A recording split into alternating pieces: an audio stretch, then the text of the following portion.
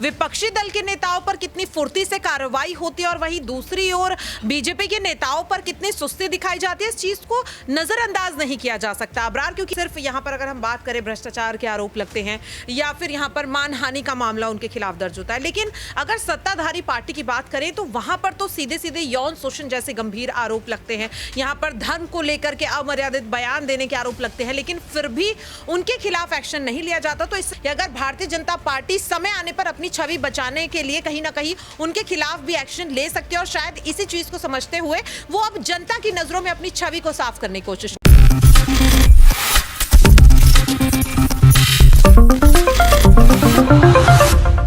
Next 9 news में आपका बहुत बहुत स्वागत है। मैं हूं आपके साथ अबरारुल हक रहमानी। मेरा खास प्रोग्राम मुद्दा आज का में बात करेंगे उन 5 राज्यों की जहां पर चुनाव होने। दरअसल इन चुनावों को लेकर 5 राज्यों में अब चर्चा हो रही है कि जो सूची तैयार की जा रही है प्रत्याशियों की, उसमें किन किन बातों का ख्याल रखा जा रहा है। और एक बड़ी खबर इस बीच ये है कि राजस्थान को लेकर के चुनाव आयोग ने एक बड़ा परिवर्तन किया है। दरअसल 23 तारीख को जो विधानसभा चुनाव होने थे उस तारीख को बदला गया है और अब 25 नवंबर को जो है चुनाव होंगे, मतदान उस दिन किए जाएंगे। लेकिन उससे पहले आप समझिए कि ये पूरा मामला जिस ढंग से बदल रहा है, इसको लेकर के राजनीतिक फिजा जिस तौर पर बदलती नजर आ रही है, दरअसल इस मामले को लेकर के अब जो है राजनीतिक पार्टियों में जो गुत्थम गुत्थी का खेल है वो शुरू हो गया है। उसका एक बड़ा कारण यह है कि दरअसल इस चुनाव के संपन्न होने के बाद ही,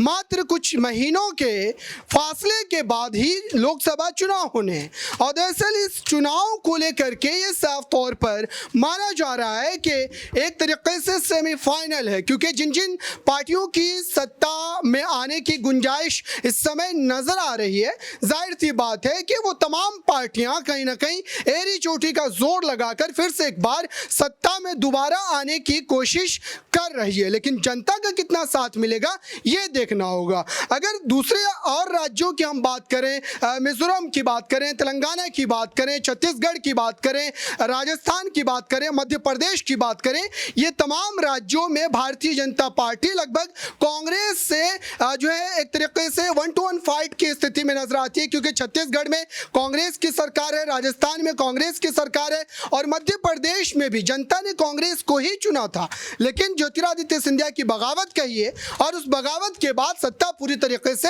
बदलती हुई नजर आई। ये तमाम बड़े सवाल हैं, बड़े प्रश्न हैं और इन्हीं तमाम सवालों का जवाब आज तलाशेंगे, समझेंगे कि जो हमारे न्यूज रूम में बैठे हुए पत्रकार हैं उनसे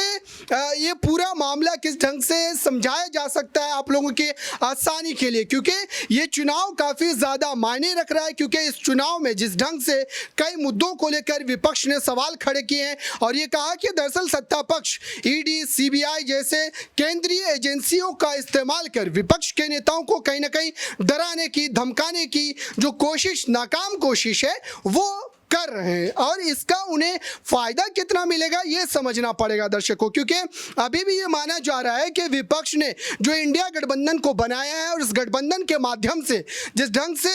जो है एनडीए को कहीं ना कहीं मात देने की एक बड़ी प्लानिंग की गई है, उस प्लानिंग के तहत अगर देखा जाए तो जनता क्या वाकई इंडिया गठबंधन की उन रणनीतियों का साथ देगी, क्या उन नीतियों का साथ देगी, ये समझना पड़ेगा। मेरे साथ प्रज्ञा मौजूद है। इन्हें समझते हैं कि दरअसल राजस्थान और मध्य प्रदेश जैसे राज्यों में जो बीजेपी लगातार प्रयास कर रही है कि वहां पर जो है सांसदों को उतारकर या फिर केंद्रीय मंत्रियों को उतारकर किसी भी तरीके से, किसी भी हरबे का इस्तेमाल कर कम से कम उस चुनाव को जीता जाए ताकि 24 पर उसका सीधा असर देखने को मिले। अब बिल्कुल देखिए, वाकई यहाँ पर अगर मैं बात करूं, जिस तरीके से आपने कहा भी कि कहीं ना कहीं जो केंद्रीय जांच एजेंसियों का दुरुपयोग किया जा रहा है ये साफ तौर पर दिखाई दे रहा है। क्योंकि आपको मैं बता दूं यहाँ पर कि विपक्षी दल के नेताओं पर सिर्फ यहाँ पर अगर हम बात करें भ्रष्टाचार के आरोप लगते हैं या फिर यहाँ पर मानहानि का मामला उनके खिलाफ दर्ज होता है, लेकिन अगर सत्ताधारी पार्टी की बात करें तो वहां पर तो सीधे सीधे यौन शोषण जैसे गंभीर आरोप लगते हैं, यहाँ पर धर्म को लेकर के अमर्यादित बयान देने के आरोप लगते हैं, लेकिन फिर भी उनके खिलाफ एक्शन नहीं लिया जाता। तो इससे साफ तौर पर नजर आ रहा है कि किस तरीके से यहाँ पर केंद्र सरकार अपनी ताकत का कहीं ना कहीं यहाँ पर गलत इस्तेमाल करती हुई नजर आ रही है। और जैसा कि पूरा का पूरा विपक्ष कहता हुआ नजर आ रहा है कि जिस भी राज्य में बीजेपी को या यूं कहे कि सत्तारूढ़ पार्टी को ऐसा लगता है कि वहां पर जनता उन्हें अपना समर्थन नहीं देने वाली है, तो वहां पर इस तरह की ही स्थिति कर दी जाती है। या तो ईडी सीबीआई जैसी जांच एजेंसियों का दुरुपयोग करके कहीं ना कहीं नेताओं को जेल में डालने का काम कर दिया जाता है, या फिर जहां पर प्रज्ञा, एक प्रश्न ये है कि अगर मान लीजिए विपक्षी दलों के द्वारा इस तरीके से आरोप लगाए जा रहे हैं और इसको कहीं ना कहीं पूरी तरीके से खत्म या फिर आप कहें कि इसको झूठा बताने की कोशिश की जा रही है, लेकिन कुछ ना कुछ ऐसे अंश होंगे, कुछ ना कुछ ऐसे सबूत ईडी सीबीआई के पास होंगे, तभी तो गिरफ्तारी सुनिश्चित हुई है। और कोर्ट ने किसी बात को देखते हुए समझते हुए ये रिमांड जो है वो ईडी को दिया है। तो मात्र इस बात को कह कर के सत्ता पक्ष ईडी सीबीआई का इस्तेमाल कर विपक्ष को डरा रही है, क्या ये इतना काफी लगता है या फिर कुछ ना कुछ इसमें कोताही जरूर हुई? देखिए, यहाँ पर अगर मैं बात करूं, जिस तरीके से आपने कहा कि कुछ ना कुछ सबूत होंगे, हाँ बिल्कुल सबूत होंगे। और यहाँ पर अगर हम बात करें, चाहे संजय सिंह हो या फिर तमाम नेता हो, उनके खिलाफ सबूत है, लेकिन यहाँ पर सबूत होते हुए विपक्षी दल के नेताओं पर कितनी फुर्ती से कार्रवाई होती है और वहीं दूसरी ओर बीजेपी के नेताओं पर कितनी सुस्ती दिखाई जाती है, इस चीज को नजरअंदाज नहीं किया जा सकता अबरार। क्योंकि आप ये देखिए कि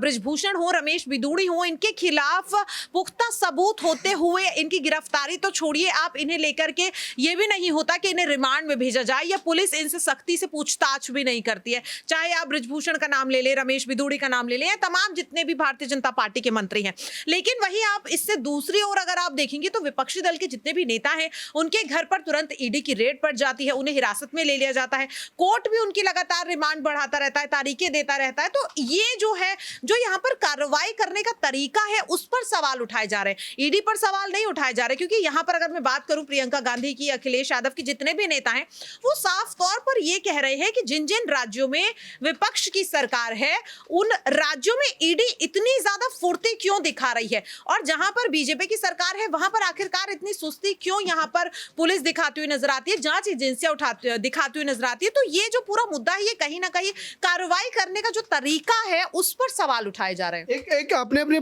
बात के दरमियान एक चीज का जिक्र किया, बृजभूषण जो है शरण सिंह को लेकर के बात कही। तो बृजभूषण शरण सिंह ने आज एक बयान दिया, देवरिया हत्याकांड जो काफी ज्यादा दर्दनाक था, और इस पूरे मामले को लेकर के जो बुलडोजर एक्शन किया गया वहां पर, तो उसको लेकर के बृजभूषण शरण सिंह सवाल पूछ रहे हैं, सीएम योगी आदित्यनाथ को कटघरे में खड़ा कर रहे हैं। तो क्या ये चुनाव से पहले भाजपा के भीतर कहीं ना कहीं अंतर्कलह को दर्शा रहा है? क्या बृजभूषण शरण सिंह सीएम योगी के खिलाफ जा रहे हैं? कैसे देख रही हैं? जी बिल्कुल, देखिए यहाँ पर बृजभूषण शरण सिंह का ये बयान देना, सीधे सीधे बुलडोजर एक्शन पर सवाल उठाना। क्योंकि अगर हम बात करें उत्तर प्रदेश की, तो उत्तर प्रदेश में योगी सरकार कहीं ना कहीं अपने बुलडोजर राज के लिए ही जानी जाती है, अपने बुलडोजर एक्शन के लिए जानी जाती है। और ऐसे में बृजभूषण का ये बयान देना कहीं ना कहीं इस बात की ओर इशारा कर रहा है कि जिस तरीके से लोकसभा चुनाव होने वाले हैं, लेकिन अभी तक उन्हें कोई खास बड़ी जिम्मेदारी नहीं दी गई है, तो हो सकता है यहाँ पर कि शायद उन्हें ये डर सता रहा है कि बीजेपी कहीं ना कहीं उनके खिलाफ बैकफुट का कोई अदर प्लान यहाँ पर बना रही है। क्योंकि अभी हाल ही में बृजभूषण शरण सिंह से जब पत्रकार ने सवाल पूछा था कि आपके टिकट काटने के बारे में बीजेपी सोच रही है, तब भी हमने देखा कि इस सवाल पर बृजभूषण शरण सिंह हैं जो कि वो यहाँ पर काफी ज्यादा भड़क गए थे। तो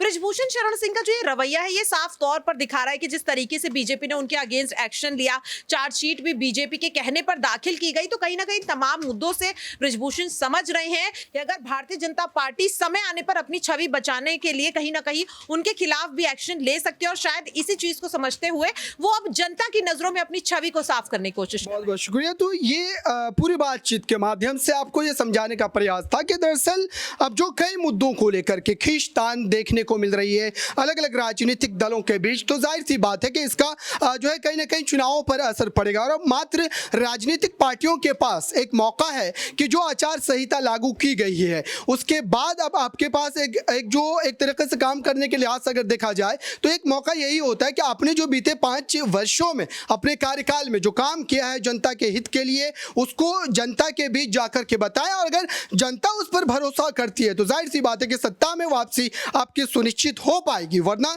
परिवर्तन जनता के हाथों में है। और जनता जो 3 जो है दिसंबर को जो चुनाव के नतीजे घोषित किए जाएंगे, दरअसल उस दिन ये तय होगा कि जो 5 राज्यों के चुनाव हुए उसमें जनता किसके साथ खड़ी हुई, क्योंकि राजनीतिक पार्टियों के दावे में हमेशा जनता उनके साथ ही नजर आती है। फिलहाल इस खास रिपोर्ट में बस इतना ही। जुड़े रहिए बड़ी खबरों के लिए नेक्स्ट 9 न्यूज़ के साथ।